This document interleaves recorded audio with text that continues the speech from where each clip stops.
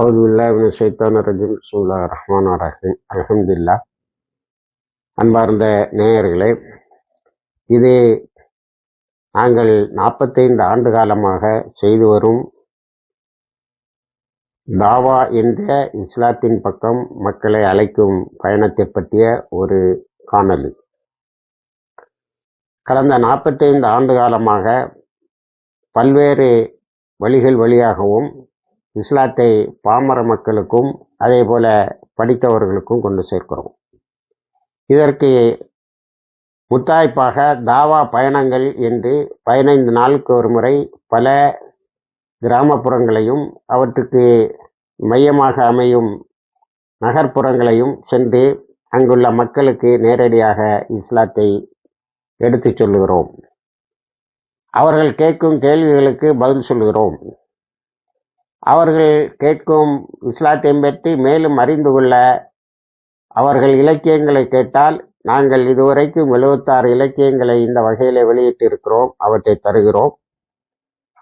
தமிழ்நாட்டில் பெரும்பாலும் இன்று தாவாக்களத்தில் பயன்படுத்தக்கூடிய இலக்கியங்கள் பல நம்மிடமிருந்து செல்பவை. மற்ற ஏனையவர்களும் வெளியிட்டு இருந்தாலும் இவை ஸ்பெசிஃபிக்கான ப்ராப்ளங்களை நோக்கி வருவது.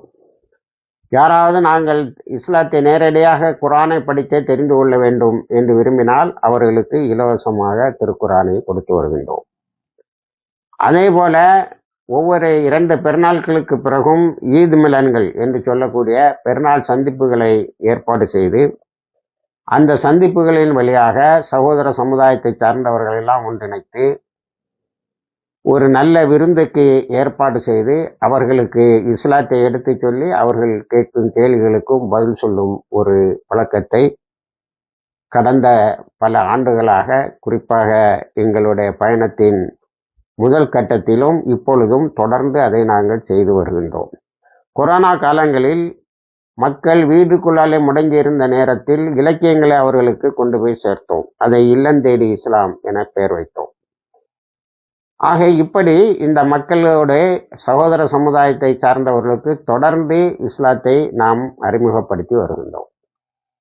இதன் விளைவாக பலர் இஸ்லாத்தை ஏற்றிருக்கிறார்கள். அவர்கள் இஸ்லாத்தினுடைய அடிப்படை கடமைகளை எப்படி நிறைவேற்றுவது, அதற்கு மிகவும் முக்கியமான அரபி மொழியை அவர்கள் எப்படி தெரிந்து கொள்வது, அதில் சில அத்தியாயங்களை மனனம் செய்வது, இதற்கெல்லாம் உதவி செய்யும் வகையில் பிராக்டிக்கல் இஸ்லாமை சொல்லிக் கொடுக்கும் வகையில் இதுவரைக்கும் பல கல்வி நிறுவனங்களை நிறுவி நடத்தி வருகின்றோம். இப்பொழுது அன்பகம் என்ற பெயரில் 3 இடங்களில் தமிழ்நாட்டில் நடத்தி வருகின்றோம்.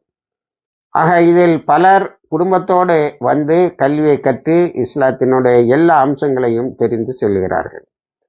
அதே போல நாங்கள் இன்றைக்கு இருக்கின்ற இஸ்லாமிய மக்கள் மீது விழுகின்ற பழிகளை துடைக்கின்ற வகையில் இந்தியாவில் வாழும் முஸ்லிம்களை தீவிரவாதிகள் என்று முத்திரை கொட்டி கொண்டிருந்த நேரத்தில் உண்மையான தீவிரவாதிகள் யார் என்பதை நாங்கள் தெரு தெருவாக சென்று பிரச்சாரம் செய்து சகோதர சமுதாயத்தை வெளிப்படைய செய்தோம். அதுக்கு முத்தாய்ப்பாக எஸ்.எம். முஷ்ரிஃப் அவர்களுடைய பல நூல்கள் ஆங்கிலத்தில் வந்ததை அப்படியே தமிழில் மொழிபெயர்த்து எல்லா ஊடகங்களுக்கும் இலவசமாகவே கிடைக்க செய்தோம். பலருக்கு, சிந்தனையாளர்களுக்கு, எழுத்தாளர்களுக்கு இலவசமாக இன்னும் கொடுத்து வருகின்றோம். அவை பொது ஊடகங்களில் பல தாக்குதல்களை ஏற்படுத்தி இருக்கிறது. அந்த தாக்கம் மக்களுடைய கருத்தை பெரிய அளவில் மாற்றி இருக்கிறது.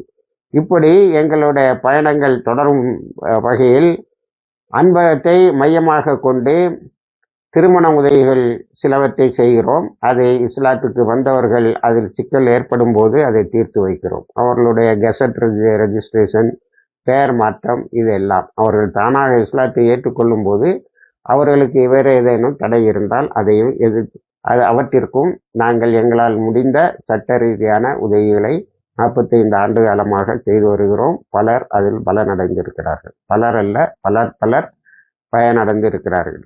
அதே போல தாவாக்களத்தில் இஸ்லாம் மேலோங்கி வருவதை தடுப்பதற்கு பல எதிர் இலக்கியங்களை இஸ்லாத்தின் எதிரிகள் வெளியிட்டு விடுகிறார்கள். அந்த எதிர் இலக்கியங்களை கள ஆய்வுகள் மூலம் சரி பார்த்து அவற்றுக்கு சரியான பதிலை அந்த இலக்கியங்களை வெளியிட்டவர்களை நேரிலே சந்தித்து சொல்லி வருகின்றோம். அவர்களுடைய கருத்துக்களை மாற்றியிருக்கிறோம். அந்த பொய் பிரச்சாரங்களை வீழ்த்தியிருக்கின்றோம். இதில் மிகப்பெரிய எடுத்துக்காட்டாக ஒன்றை சொல்ல வேண்டும் என்று சொன்னால், அன்வர் பாலசிங்கம் என்பவர் எழுதிய கருப்பாயி என்ற நூர்ஜஹான் என்ற நூல், அது ஒரு பெரிய புனைந்துரையாக இருந்தது. ஆனால் அது மக்களிடையே ஒரு பெரிய சலனத்தை ஏற்படுத்தியது. நாங்கள் அந்த களத்துக்கு, அந்த கதையில் சொல்லப்படுகின்ற களத்துக்கு சென்று உண்மை நிலையை எதிர்கொண்டோம். அதன் பிறகு அவரை ஒரு கருத்தரங்கத்தில் நேரை சந்தித்து அவருக்கும் விளக்கம் சொன்னோம். அதன் பிறகு அந்த புக்கை ஓய்ந்து விட்டது என்றே கருதுகிறோம். இருந்தாலும் அவற்றையெல்லாம் ஒன்றாக திரட்டி, எங்களுடைய கள ஆய்வுகளையும் ஒன்றாக திரட்டி நாங்கள் அதை ஒரு நூலாக கருப்பாயி என்ற நூர்ஜஹான் அன்வர் பாலசிங்கத்தினுடன் நேர்முகம் என்ற ஒரு நூலையும் வெளியிட்டிருக்கிறோம். ஆக இப்படி தாவா களத்தில் வருகின்ற எதிர் இலக்கியங்களுக்கு எதிராக இலக்கியங்களும் அவர்களுக்கு விளக்கங்களையும் கொண்டு போய் சேர்க்கின்ற இந்த பணியையும் தொடர்ந்து செய்து கொண்டிருக்கின்றோம். இவை அனைத்தும் சமுதாயத்தின் சார்பில் செய்யப்படுகின்ற பணிகள்தான். இதற்கு உங்களுடைய நிதி உதவிகளை தாராளமாக தந்து உதவுங்கள். வாஹிர் தவானா அல்ஹம்துலில்லாஹி ரப்பில் ஆலமீன்.